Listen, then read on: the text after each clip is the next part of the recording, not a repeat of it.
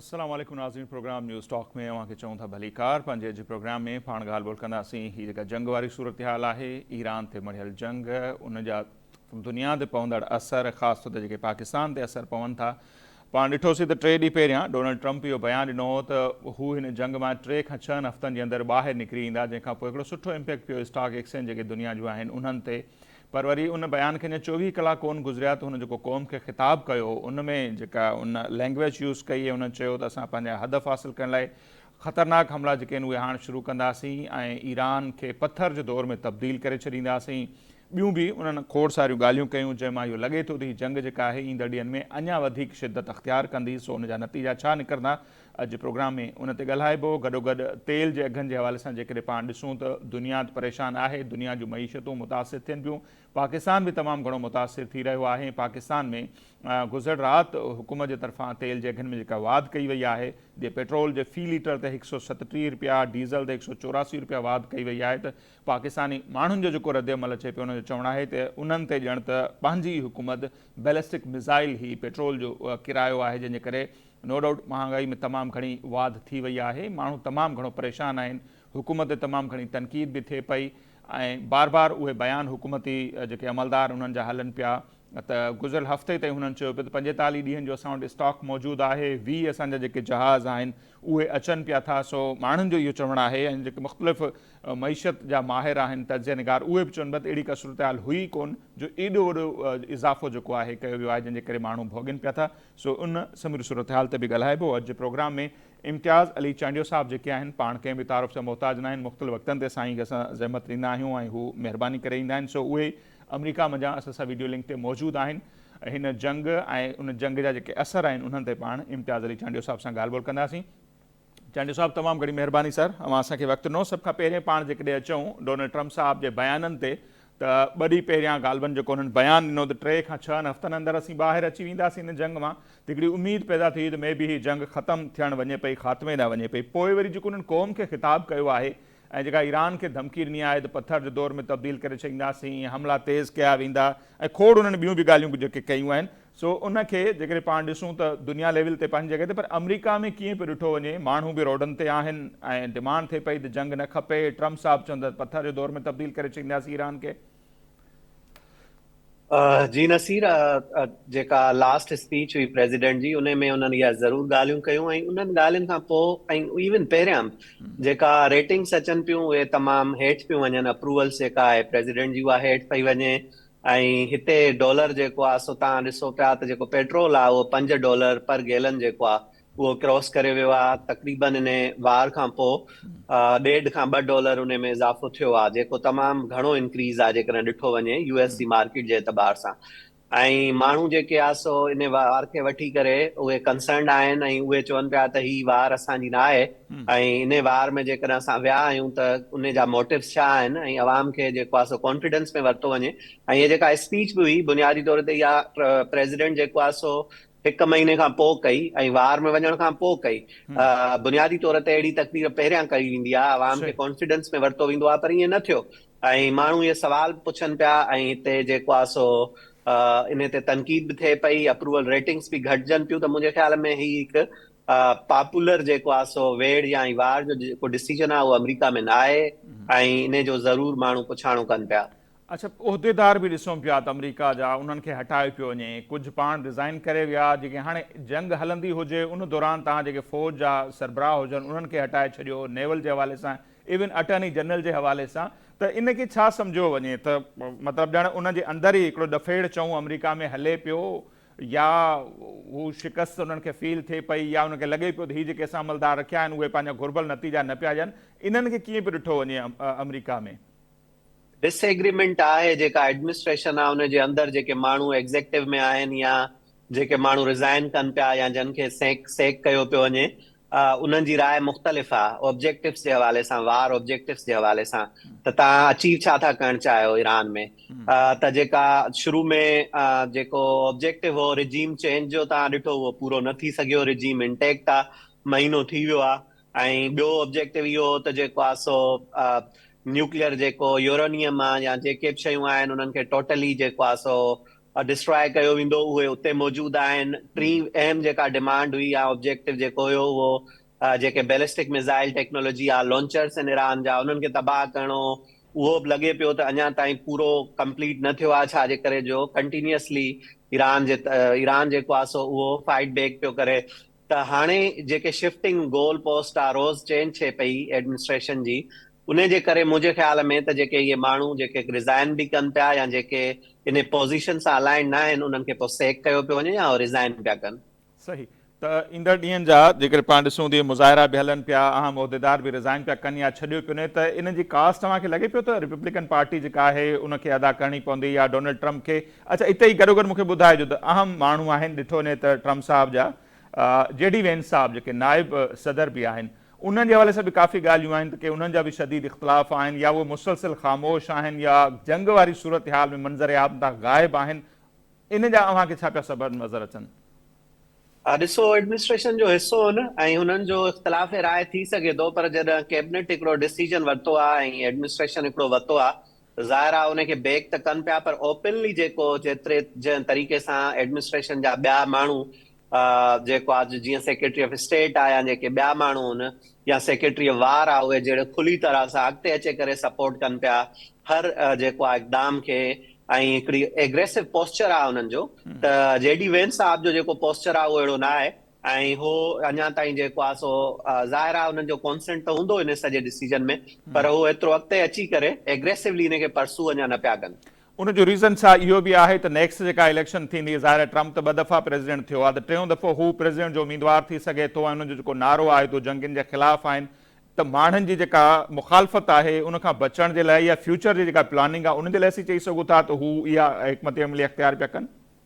जी, ॾिसो न त जेको बेस आहे, जेको प्रेसिडेंट जो मागा वारो जेको सॼो बेस हो, उन में उन्हनि इहो प्रॉमिस कयो त ही जेको प्रेसिडेंट आहे उहो पीस टाइम प्रेसिडेंट थींदो, ऐं शुरू में अचे करे हुननि इहा क्लेम बि कयो त मूं दुनिया में पहिरियां हुननि चयो 6, 8, 10 कॉन्फ्लिक्ट ख़तमु कराया आहिनि, पाकिस्तान इंडिया जे कॉन्फ्लिक्ट जो बि हुननि क्रेडिट वरितो, ऐं ॿियनि तमामु घणनि जेके कॉन्फ्लिक्ट्स जा क्रेडिट वरिता। त हाणे उहो जेको बेस आहे उहो ख़ुशि न आहे, त उन बेस खे बि जेको आहे सो मुंहिंजे ख़्याल में उनखे बि हिकिड़ो जेको आहे सो थी सघे थो ज़हन में हुजे वाइस प्रेसिडेंट जे, त उन बेस ॾे वापसि वञिणो आहे, त इन जे करे उन्हनि जी इहा हिकमत अमली हुजे। सही। अच्छा, इम्तियाज़ साहब, हाणे अचूं ट्रम्प साहब जे बयान खां जीअं पाण शुरूआत कईसीं, इम्कान छा थी सघनि था? गुज़िरियल प्रोग्राम में बि मां चयो त हीअ जंग अञा शिदत अख़्तियार कंदी, सूरत हाल लॻे बि उन पासे वञे पई पई, त हीअ पथर जे दौर में तब्दील करण जी धमकी दो के उन ते सॼी दुनिया में सख़्तु रद्दमल बि आयो आहे, त छा करे सघे थो ट्रम्प ईरान में? मुंहिंजे ख़्याल में त जेका बमबारी जी नोवियत आहे उहा वधंदी, ऐं मां अॻु में बि चयो त इहो कॉन्फ्लिक्ट डीपन थींदो, ऐं इन में छाजे करे जो जेको जेके गोल आहिनि उहे US जा या इज़राइल जा उहे पूरा न थिया आहिनि, रिजीम न चेंज थी, ऐं जेको बैलिस्टिक मिसाइल प्रोग्राम आहे उहो बि 100% ख़तमु न थियो आहे, लॉन्चर बि आहिनि, स्ट्रीट ऑफ हरमूज़ जेको आहे उहा ब्लॉक करे छॾी आहे ईरान, त बावजूदि इन सॼी बमबारी जे हींअर बि जेको आहे सो 12,000 जेके उन खां वधीक टारगेट जेके आहिनि उन्हनि ते बमबारी थी चुकी आहे, ऐं 1 लख खां वधीक जेके साइट्स आहिनि ईरान में उन्हनि खे तबाह कयो वियो आहे। उन जे बावजूदि पर मां हिकिड़ी ॻाल्हि तव्हांखे ॿुधायां त जेका एरियल बमबारमेंट हूंदी आहे इन तरह जे कॉन्फ्लिक्ट में, जंहिंमें ईरान जो बॉर्डर जेको आहे उहो US सां नथो मिले न इज़राइल सां मिले थो, त जॾहिं तव्हां जंहिं सां विढ़ो पिया उन्हनि सां तव्हांजो बॉर्डर नथो मिले, त उन केस में एरियल बमबारमेंट एतिरो करे सघे थी त तव्हांजे इंफ्रास्ट्रक्चर खे तबाह कंदी, तव्हांजा जेके की इंस्टॉलेशन्स आहिनि उन्हनि खे तबाह कंदी। जीअं हींअर असां ॾिसूं पिया ईरान जी स्टील इंडस्ट्री आहे उनखे तबाह कयो पियो वञे, उन्हनि जा जेको आहे सो प्लांट्स उहे तबाह कया पिया वञनि, ॿियो इंफ्रास्ट्रक्चर तबाह कयो पियो वञे, पर रिजीम खे जेको आहे सो हिकदमि चेंज करणु ऐं हुकूमती मशीनरी खे विहारे छॾणु ऐं उनखे रिप्लेस नथो कयो वञे एरियल बमबारमेंट सां, त इन जे करे इहो तव्हां फ्रस्ट्रेशन बि ॾिसो पिया ऐं तव्हां ॾिसो पिया एग्रेशन बि ॾिसो पिया इन वेड़ में, ऐं with the passage of time जेकॾहिं इहो रिज़ोल्व नथो थिए कॉन्फ्लिक्ट पाकिस्तान जी मीडिएशन सां या जेके ॿिया रीजनल स्टेक होल्डर्स आहिनि, त मुंहिंजे ख़्याल में त ही बम्बारमेंट अञा वधंदी ऐं जेको फिज़िकल इंफ्रास्ट्रक्चर आहे ईरान जो, उन्हनि जा जेके मतिलबु डीकैपिटलाइज़ करणो आहे, जेका लीडरशिप आहे उनखे अॻु में बि करे चुका आहिनि, जी त कोशिशि कयो वेंदो अञा टारगेटेड ऑपरेशन कया वञनि ऐं अञा बम्बारी वधाई वञे। ऐं उन बम्बारी खे मुंहिंजे ख़्याल में त हो चवनि पिया त हिन जी जेका कोस्ट आहे एतिरी वधाई वञे बम्बारी जी, जो ईरानियन लीडरशिप शेटर थी वञे ऐं जाम उन मां हिकिड़ी प्रोबेबिलिटी निकिरे त जॾहिं तमामु घणी बम्बारी वधी वञे, घणी डिस्ट्रक्शन थिए, त त इन थी जो कोई सघे थो इम्कान ॾिसो पिया त ईरानी को पोइ हिते हटी वेंदा या सरेंडर करे छॾींदा?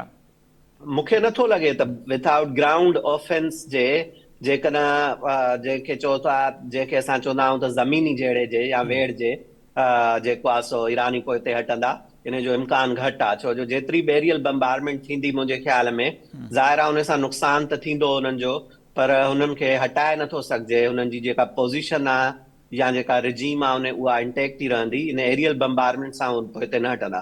ठीकु, त पोइ ज़मीनी कार्रवाई जो कोई इम्कान अव्हांखे अचे पियो? ज़ाहिर त दावा त कंदा रहिया आहिनि ट्रम्प साहब, पर इहो कोई इम्कान आहे त पंहिंजूं फ़ौजूं बि लाहिनि? कुझु स्टेटिकल जेके स्ट्रेटेजिक लोकेशन्स आहिनि, जेके आइलैंड आहिनि ईरान जे वेझा जिथां तेल जी सप्लाई थिए थी, कुझु वल्नरेबल पॉइंट्स आहिनि, हिकु ॿ खर्क आइलैंड मुंहिंजे ख़्याल में जेको जी चवंदा 80% ऑयल सप्लाई करे थो, उहो ज़रूरु टारगेट थी सघे थो त उते हमिलो कजे। पहिरियां त उनखे कंट्रोल कजे, जेकॾहिं कंट्रोल नथो करे सघिजे त पोइ उनखे ज़ाहिर आहे ऑब्लिटरेट कयो वञे, तबाह कयो वञे। पर ही मां सम्झां थो त एंड गेम जे तरफ़ जॾहिं वेंदा त पोइ ही स्ट्रेटेजी थी सघे थी। अञा ताईं मूंखे नथो लॻे थो उन एंड गेम ॾांहुं वञनि पिया। अञा ताईं मां सम्झां थो त जेका कैरेट ऐं स्टिक वारी पॉलिसी आहे यूएस जी, उहो उन ते आहिनि त जेको आहे सो न कहिड़ी तरीक़े सां जेके ऑब्जेक्टिव 15 नुकात हुन जा आहिनि, ख़ासि तौर ते हुन में जेके 3-4 पॉइंट आहिनि उहे ईरान खां मञाइजनि, जंहिंजे करे हो जेको आहे सो ही स्टिक ॾेखारनि पिया ऐं हमला वधनि पिया। ठीकु। अच्छा चरण साहिबु, हाणे अचूं अवां पाण ज़िक्र कयो पाकिस्तान एॾियूं कोशिशूं त करे पियो, पर अञा ताईं तुंहिंजो को नतीजो न पियो नज़र अचे। ऐं उल्टो थियो ईअं पियो जो इतला इहे आहिनि त कुझु जेके अरब मुल्क आहिनि उहे पाकिस्तान खां ख़फ़ा थी विया आहिनि हिन सूरत हाल में, छाकाणि त उन्हनि ते हमला तेज़ थियनि पिया। ख़ासि तौर ते यूएई जो जेकॾहिं हाणे ज़िक्र कयूं त सिक्योरिटी डिपॉज़िट तौरु जेका हुननि जी रक़म हुई बदिले में उहा पाकिस्तान खां घुरी वई आहे। पाकिस्तान अॼु ऐलान कयो आहे त असां हिन महीने जे एंड ताईं उहा बि वापसि करे छॾींदासीं। त तकरार ॿियनि जा पाकिस्तान निबेरण लाइ निकितो, हाणे पंहिंजा उन मुख़्तलिफ़ मुल्कनि सां तकरार शुरू थी वियो। पाकिस्तान जी इन समूरी सूरत हाल में कंडीशन कीअं पिया ॾिसो? ॾिसो, पाकिस्तान हींअर ताईं त ॾाढो बैलेंस अंदाज़ सां मेंटेन कयूं पिया आहियो। हाणे जेके ऑयल जूं प्राइसिस आहिनि इंटरनेशनली वधनि पियूं। तव्हां ॾिसो इंडोनेशिया में बि लॉकडाउन थियो आहे, इंडिया में हालात अहिड़ा आहिनि, वॾियूं लाइनूं किलोमीटर्स में माण्हू बीठा आहिनि, त सॼी दुनिया में आफ्टर शॉक्स अचनि पिया। पाकिस्तान तमामु डिप्लोमेटिकली इन शइ खे बैलेंस कंदो पिया आहियो, पर हींअर सिचुएशन अञा ख़राब थींदी पई वञे। उनजी वजह इहा आहे त ऐं तव्हां हींअर ॾिठो त हींअर जेका पाकिस्तान मीडिएशन कराए पियो, उन जा पाकिस्तान जा 3 ऑब्जेक्टिव आहिनि। हिकिड़ो स्ट्रेटेजिक ऑब्जेक्टिव आहे, जेकॾहिं इहा वार डीप थिए थी ऐं सऊदी ते हमला जेके आहे वधनि था ऐं सऊदी बि रिटेलिएट करे थो, ऐं जेको डिफेंस पैक्ट आहे पाकिस्तान सां उहो इन्वोक करे थो सऊदी अरब, ऐं चए थो त बाबा हाणे डिफेंस पैक्ट आहे, असां हमिलो करणु पिया वञूं, असां सां गॾु अचो, त इहा पाकिस्तान जे लाइ हिकिड़ी स्ट्रेटेजिकली डिफिकल्ट सिचुएशन थी वेंदी। छो जो पाकिस्तान रिसेंटली तव्हां ॾिसो अफगानिस्तान सां पाकिस्तान जी कन्फ्रंट्रेशन हले पई। कल्ह राजनाथ सिंह जेको इंडियन जेको मिनिस्टर आहे डिफेंस, उन जो बि बयानु आयो आहे त ऑपरेशन सिंदूर अञा ख़तमु न आहे, बल्कि उहो कंटिन्यू आहे। ऐं जॾहिं तव्हां ॿिनि फ्रंट्स ते अॻु में ई फाथल आहियो, उन खां पोइ वरी अहिड़ो टियों फ्रंट खोलणु, जेको मुल्क तव्हांजो नेबरिंग कंट्री बि आहे, होॾां हिकिड़ो दोस्ताना तालुक आहिनि सऊदी सां, त इहा हिकिड़ी कॉम्प्लेक्स सिचुएशन आहे स्ट्रेटेजिकली पाकिस्तान लाइ। तॾहिं पाकिस्तान खे मीडिएट कई। सेकेंडली, जेको मां तव्हांखे ॿुधायां त इकोनॉमिक कंपल्जन्स घणा आहे पाकिस्तान जा, त पाकिस्तान हेविली रिलाय करे थो सऊदी तेल ते। पाकिस्तान हेविली रिलाय करे थो मिडल ईस्ट में जेके माण्हू आहिनि 30 लख जे क़रीब तक़रीबन डायस्पोरा जा पाकिस्तानी माण्हू जेके हुते मज़दूरी कनि था, ऐं उहे जेके पैसा मोकिलनि था, उन्हनि सां लखें किरोड़ें घर पाकिस्तान जा जेके आहिनि उन्हनि जो इकोनॉमिक रोज़ी जो ज़रियो आहिनि उहो, त इहो बि इकोनॉमिक कंपल्जन पाकिस्तान जो तमामु घणो। ऑयल जी नीड्स घर में घणी, ऐं तव्हां ॾिसो पिया तव्हां यूएई जी ॻाल्हि कई, पेमेंट्स जेके आहिनि डेफरल जो मसलो अचे पियो, त सेकेंड इकोनॉमिक कंपल्जन्स आहे। थर्डली जेको आहे पाकिस्तान मीडिएट इन करे बि करे पियो त जेका डोमेस्टिक पाकिस्तान जी कंपल्जन्स आहिनि, मिसाल तौरु जेके डिविजन्स आहिनि पाकिस्तान, तव्हां ॾिठो जेको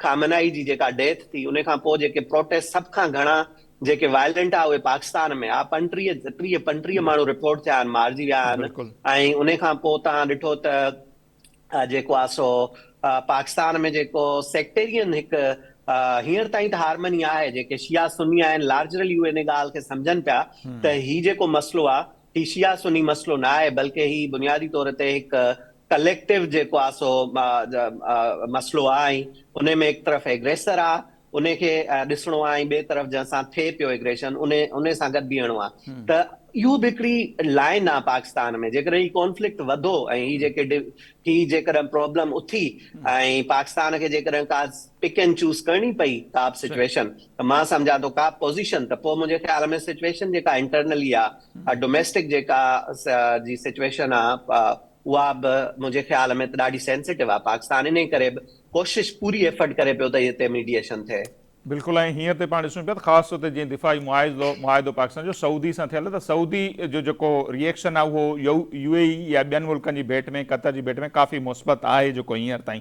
अच्छा, इन समूरी सूरत हाल में पाण ॾिठोसीं त 4 परॾेही वज़ीर जेके आहिनि सो उन्हनि जो इजलास पाकिस्तान में थियो, पाकिस्तान समेत पोइ मिस्र बि हो, सऊदी अरब बि हो, उन्हनि जो जेको ही इजलास थियो। उनखां पोइ इसाक डार साहब जो वरी चीन वञणु, त इन समूरी सूरत हाल में चीन जे किरदार ते बि असां ज़रूरु चाहींदासीं तव्हां पंहिंजी राय ॾियो।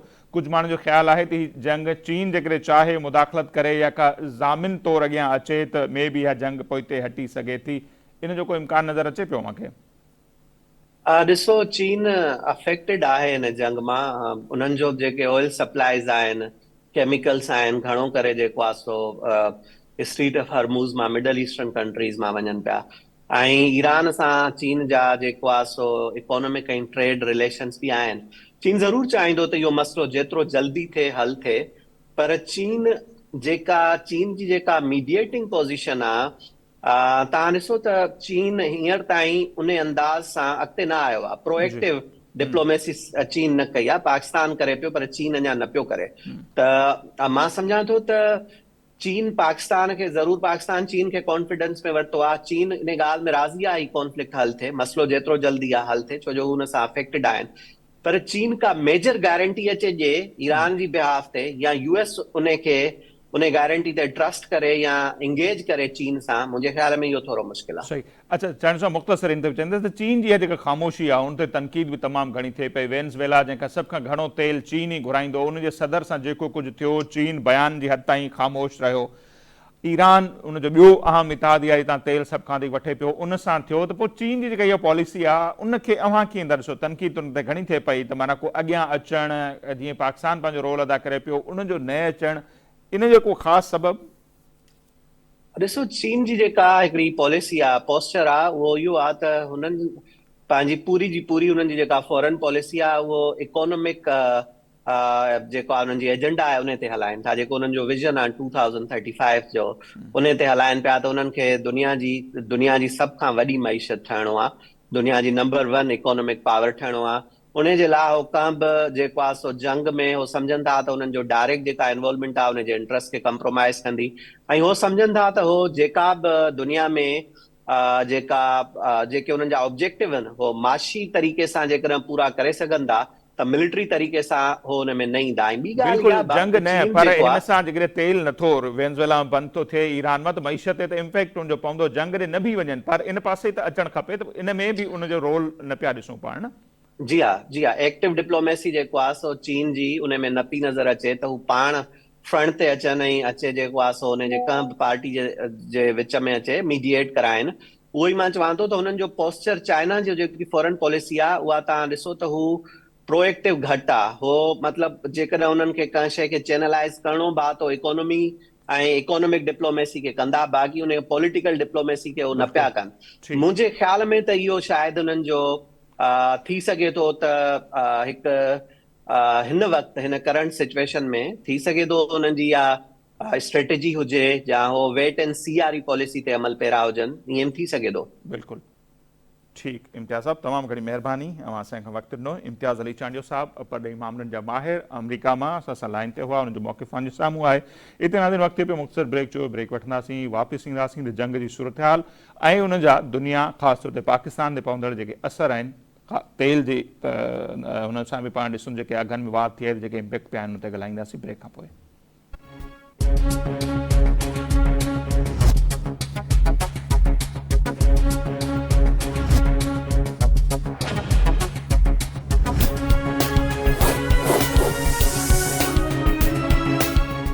नाज़िम ब्रेक खां पोइ हिकु भेरो ॿीहर प्रोग्राम में मूंखे चऊं था भलीकार ऐं हीअ जेका समूरी सूरत हाल आहे तेल जे अघनि में वाध ऐं उनखां पोइ पाकिस्तान जी मईशत उनजे माण्हुनि ते जेके पवंदड़ असर आहिनि उन ते ॻाल्हाईंदासीं। डॉक्टर अयूब महर साहब कंहिं बि तारीफ़ जा मोहताज न आहिनि, नामियारा माशी माहिर आहिनि, एंकर पर्सन भी रहा है, उन ते पाण वधीक ॻाल्हि ॿोल कंदासीं। डॉक्टर साहब बहुत शुक्रिया सर, आपने हमारे लिए वक्त निकाला। डॉक्टर साहब किस तरह देख रहे हैं ये जो जंग वाली सूरत हाल है उसके बाद जो पाकिस्तान में पेट्रोलियम प्राइसेस मुसलसल बढ़ रही हैं तो उनका इम्पेक्ट क्या देख रहे हैं आम लोगों की ज़िंदगी पर और पाकिस्तान की मईशत पर?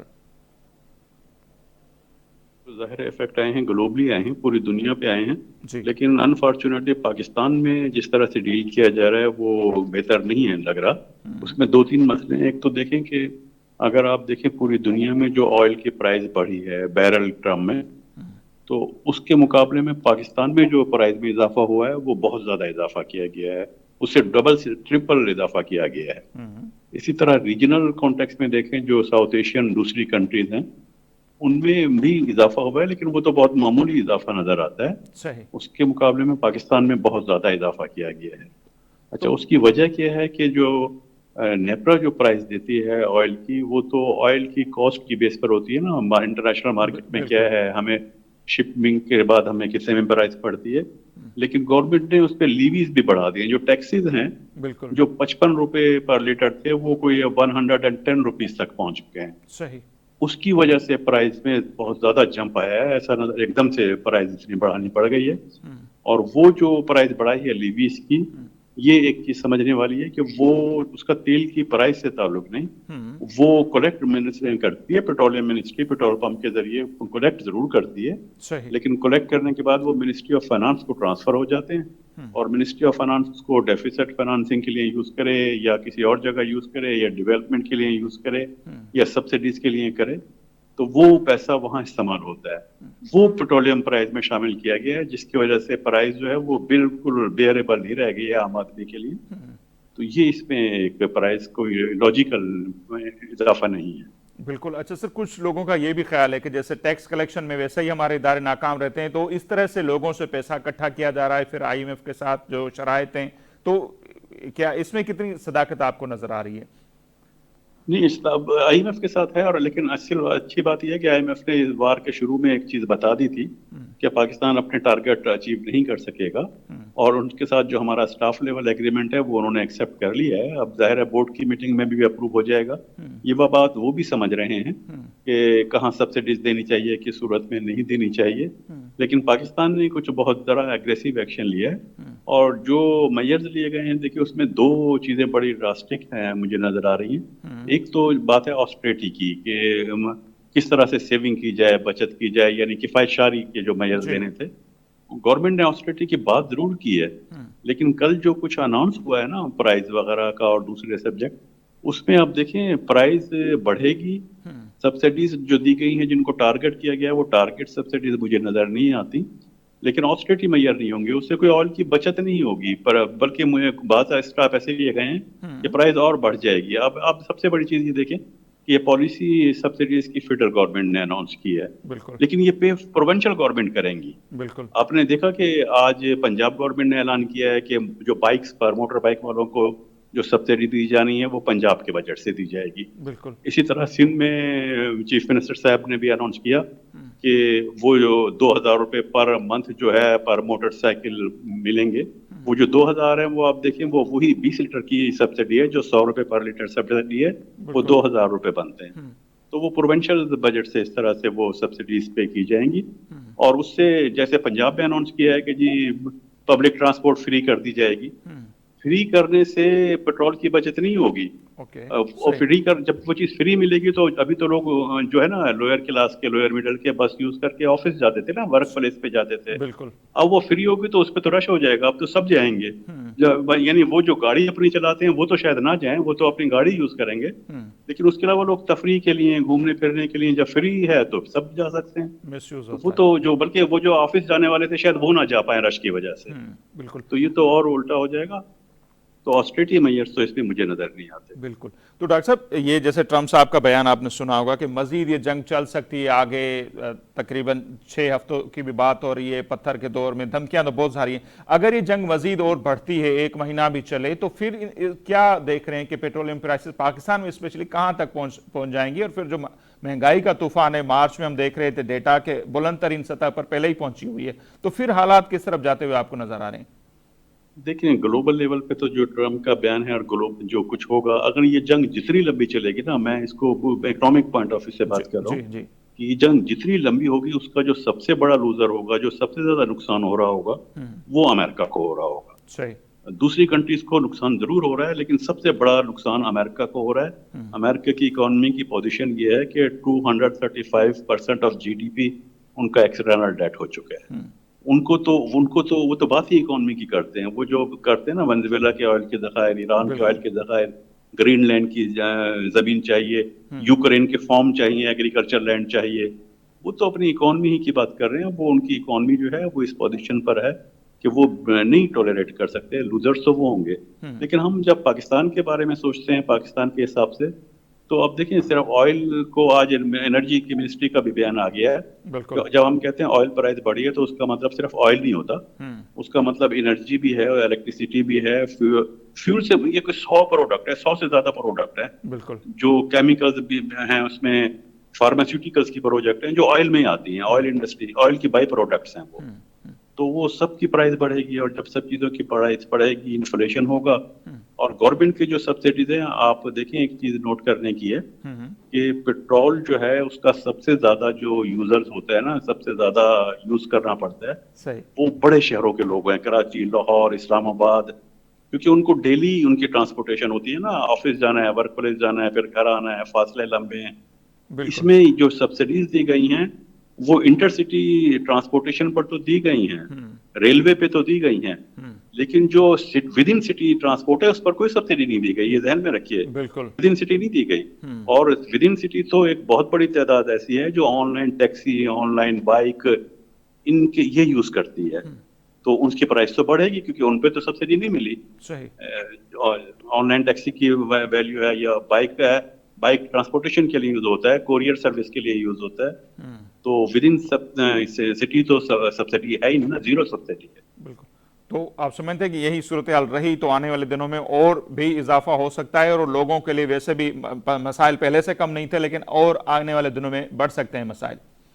जी, बदतरीन मसाइल मैं समझता हूँ क्रिएट किए जा रहे हैं, लेकिन मेरी एक सजेशन होगी, गवर्नमेंट को अगर कुछ करना है तो ये सब्सिडीज के और कंजम्पशन को ना बढ़ाए, क्योंकि अभी जो पॉलिसी है, इस पॉलिसी के मुताबिक ऑयल का कंजम्पशन पाकिस्तान में जितना ज्यादा बढ़ेगा, गवर्नमेंट को सबसे ज्यादा फायदा होगा, क्योंकि गवर्नमेंट उस पर लीवी कलेक्ट कर रही है। बिल्कुल। गवर्नमेंट को चाहिए, अगर आवाम को रिलीफ देना है तो पेट्रोल के कंजम्पशन को कम करे, सही, प्राइस बढ़ाने की बात ना करे, उसके इस्तेमाल कम करने के स्कीम लेकर आए। तो वो हमने देखा था जो लास्ट इजलास हुआ, उसमें कहा गया कि 20% बढ़ गया है जंग के बाद इस्तेमाल पेट्रोल का। जी, इस्तेमाल बढ़ गया है, बिल्कुल बिल्कुल, स्टैटिस्टिक्स यही कह रहे हैं। बिल्कुल। ठीक है सर। डॉक्टर साहब, बहुत शुक्रिया, आपने हमारे वक्त निकाला। डॉक्टर अयूब महर साहब, उन्होंने जो तजियो अवां सामूं आहे, तो पेट्रोल जो इस्तेमाल है वो घट किए करे सके, तो उन तरफ़ उन मुख्तलिफ़ जेके इन सो ऑप्शंस अचन पिया। जीअं इंडोनेशिया जो मॉडल है तो स्मार्ट लॉकडाउन या ॿियो तो ॾिसूं था ईंदड़ ॾींहंनि में छा थो थिए। डॉक्टर साहब जी राय इहा आहे तो बजाय तव्हां अॻु वधायो, पेट्रोल जो इस्तेमाल घट किए थी सके तो उन तरफ़ सोचणो पवंदो। असांजे प्रोग्राम जो टाइम भी हिते पंहिंजी पुॼाणी ते थो पहुचे। असांजी इजाज़त, अलाह निगहबान।